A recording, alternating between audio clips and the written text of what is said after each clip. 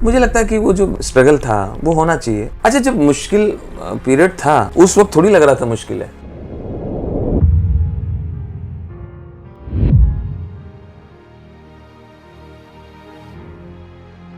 हर बच्चे की तरह मेरा भी बचपना था, हाँ, लेकिन अब मैं याद करता हूँ तो थोड़ा शरारती, थोड़ा कभी अपने टीचर की, अध्यापक की नकल करना, उनको इमिटेट करना, और उसकी वजह से कई बार डांट भी पड़ी। तो इस तरह की हरकतें मैं किया करता था, लेकिन मुझे ये नहीं था कि यही बाद में मेरा प्रोफेशन बन जाएगा या इसी में लोग मुझे इतना प्यार करेंगे या नाम हो जाएगा। मैंने ऐसा कभी नहीं सोचा था। और जब मैं छोटा था तो मुझे क्रिकेट की कमेंट्री सुनाने का बहुत शौक होता था। तो स्कूल टू स्कूल जो क्रिकेट मैच होते थे उसमें कमेंट्री के लिए मुझे ले जाते थे लोग, लेकिन ये कभी नहीं सोचा था कि यही मेरा पेशा। तो वो मेरे पिताजी स्वर्गीय श्री रमेश चंद्र श्रीवास्तव, तो बलई काका के नाम से वो कविताएं करते थे। तो कवि सम्मेलन में जाते थे तो मैं उनकी डायरी झोले से निकाल के पढ़ लेता था। ये मैं कानपुर की बात कर रहा हूँ। घर में टेंशन तो चली रही थी कि ये तो कभी खड़े होकर गाना सुनाने लगते हैं, कभी कविता सुनाने लगते हैं, कभी चुटकुले सुनाने लगते हैं, कोई स्कूटर से आता है इनको लिवा ले जाता है कि चलो आज फलाने के यहाँ बर्थडे है, वहाँ सुनाना। हमें तो ताली मिलती थी, हम चले जाते थे। तो वहाँ से रात लौटते थे, देर रात। तो अम्मा बहुत गुस्साती थी कि ये कौन सा काम कर रहे हो जिसमें तुम रात को 1:30-2 बजे आते हो। तो सब ये समझते थे कि मजाक कर लेता हो तो ठीक है, लेकिन जाना तो चाहिए सरकारी नौकरी में, या तो रेलवे में जाओ या बैंक में जाओ या पॉलिटेक्निक करो, IIT करो, सरकारी नौकर बन जाओ। तो इस तरह से काफी जद्दोजहद चल रही थी, एक संघर्ष चल रहा था घर में। लेकिन मुझे तालियां मिल चुकी थी और शौक मुझे लग चुका था।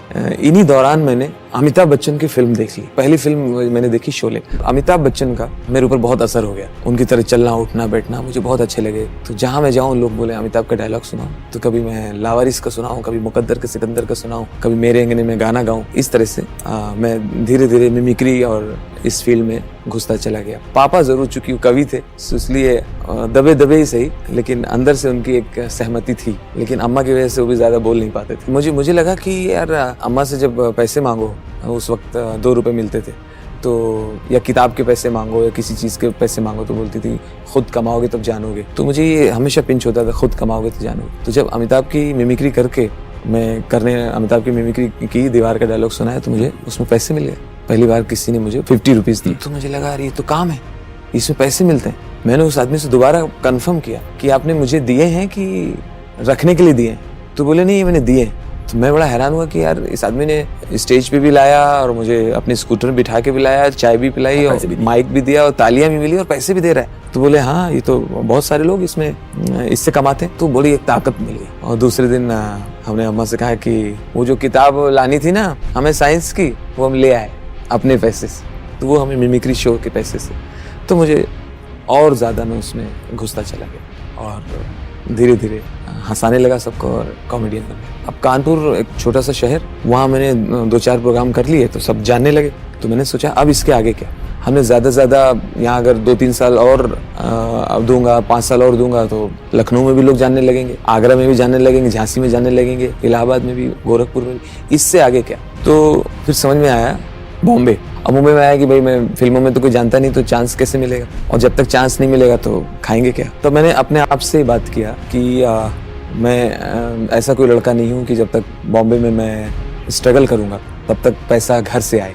तो हमने कहा कि ओके, ये जो मेरा मिमिक्री है, जो मैं एक्टरों की नकल करता हूँ, नेताओं की नकल करता हूँ, तो हमने कहा मैं बॉम्बे जाके वहाँ जो लोकल ऑर्केस्ट्रा होंगी, म्यूजिकल ट्रूप जो होंगे, तो उसमें मैं जाके शामिल हो जाऊंगा, उनको सुनाऊंगा, मैं इतनी आवाज़ें निकाल लेता हूँ, तो वो हमें कहीं ना कहीं रख ही लेंगे। हमने तो रात में होंगे तो रात में वहाँ से पैसे मिल जाएंगे, और फिर दिन में मैं बड़े मज़े से सब फिल्म वालों के पास जाऊँगा फिल्मों में काम मांगने के लिए। लेकिन करते करते इसमें जब 2005 में लाफ्टर चैलेंज आया और वो इतना हिट हो गया और मेरे कुछ ऑडियो कैसेट्स चुटकुलों के कहो के इतने मशहूर हो गए कि उसमें और छटपटाहट होती थी कि मैं जिस ऑटो रिक्शा में बैठा हूँ उसमें मेरे ही ऑडियो कैसेट बज रहा है और वो मजे ले रहा है ड्राइवर, और उसको मालूम नहीं कि ये जो पैसेंजर है इसी की आवाज़। तो कई बार हम छेड़ने के लिए उससे कहते भी थे, अरे क्या सुन रहे हो यार, बंद करो, कोई गाना वाना लगाओ, हेलो कोई गाना लगाओ, ये क्या सुन रहे हो। अरे साहब सुनिए, अभी मजा आएगा, बहुत बढ़िया किया है, अरे इतना हंसाता है, कोई श्रीवास्तव है,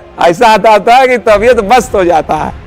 देखा मैंने, ये उल्टा हो गया मेरे साथ। अब फिल्में मेरे लिए हो गई साइड में। हमसे बहुत सारे फिल्म स्टार जब मिलते थे, गोविंदा वगैरह, लाफ्टर के पहले, और मैं कुछ सुनाता था या वो मेरा कहीं शो देखते थे, तो अक्षय कुमार ऑल्सो, तो सब बोलते थे यार तेरे पास सब परफेक्ट टाइमिंग भी है, सब कुछ है, हम लोग समझ में नहीं आ रहा कि तू कहाँ पे अटकता है हिट होने के लिए, हिट होने की ऐसे कगार पे आके वापस लौट जाता है, तेरी पहचान क्यों नहीं बन पा रही है। वो सारा ड्यू पूरा हुआ लाफ्टर चैलेंज से। जो नए लोग आना चाहते हैं दोस्तों, इसमें एक तो कड़ी मेहनत के लिए तैयार रहें, और दूसरा शुरू में बहुत लोग मजाक उड़ाएंगे और आपके पड़ोसी भी धिक्कारेंगे कि क्या छिछोरापन कर रहे हो, क्या जोकरी कर रहे हो, तो वो सब आपको फेस करने के लिए तैयार रहना पड़ेगा।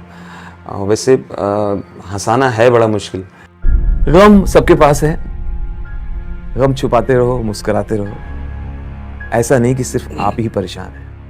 आप बाहर झांक के देखेंगे, जब अपने से ज़्यादा परेशान आदमी को देखेंगे, गरीब आदमी को देखेंगे, तब आपको लगेगा कि आप बहुत अच्छे हैं। इसलिए आप ये मान के चलिए आप अच्छे ही हैं। और मेरा तो एक ही नारा है, एक ही स्लोगन है, जिसकी मस्ती जिंदा है समझो उसकी हस्ती जिंदा है, जिसकी मस्ती जिंदा है समझो उसकी हस्ती जिंदा है, नहीं तो वो आदमी जबरदस्ती जिंदा है।